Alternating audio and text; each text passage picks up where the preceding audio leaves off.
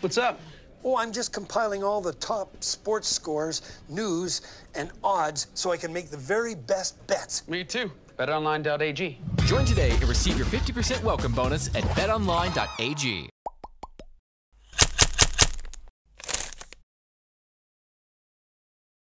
We've known it's going to be Celtics and Pacers in the first round of the NBA playoffs for a while now, but now it's officially official. And That's the right. Celtics are having home court advantage. Game 1 will be here at TD Garden probably on Sunday afternoon. And so you can't really feel much better than an opponent for the Celtics than the Pacers, Right. considering they've played them twice so recently. Right, and they got 2 wins. Let's face it. A win at TD Garden, a win in, in Indiana, it's a huge confidence booster. But of course, what happened Sunday night sort of changes things a bit. We don't know what's going to happen with Jason Tatum. We don't know if this series is going to start without him or without Marcus Smart.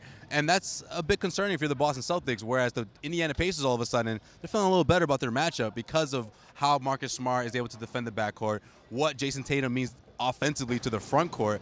It changes things a bit. I mean, Indiana does have weapons. We've seen what they're able to do. They almost won that game here in Boston against the Celtics. It did come down to the wire. So there's a big reason for that. There's a handful of players that can score, and Celtics are going to have their hands full.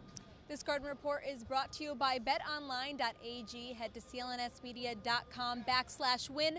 Enter promo code CLNS50 for 50% cash back on your first deposit. Now, the Celtics have been going with a bigger starting lineup, which works to their advantage when playing a team like the Indiana Pacers.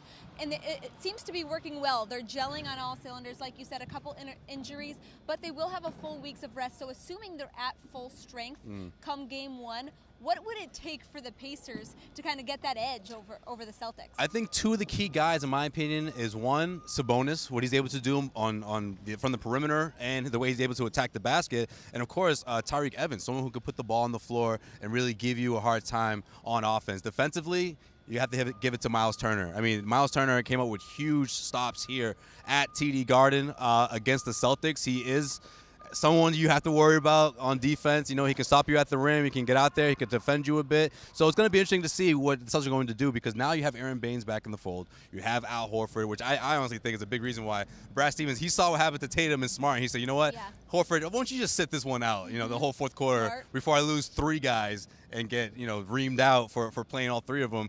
But, they're going to have their hands full, but home court is huge now for the Celtics team, without those 2 guys. So I can't wait to see what happens. It starts off next week. But, again, if the Pacers steal one, all they need to do is steal one of those first 2 games here at TD Garden, and we'll have ourselves a series. Just so you know, I have to get your predictions real quick.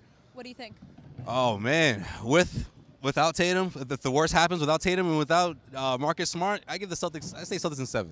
Celtics in 7. With them, it'll be a quicker series than I think that most people are anticipating. I definitely agree. I think it could be a 4-game, 5-game series if Same. the Celtics are at full strength. At full strength, right. Yep. Leading up to the playoffs, check out all of our content on clnsmedia.com and subscribe to our YouTube channel at CLNS Media.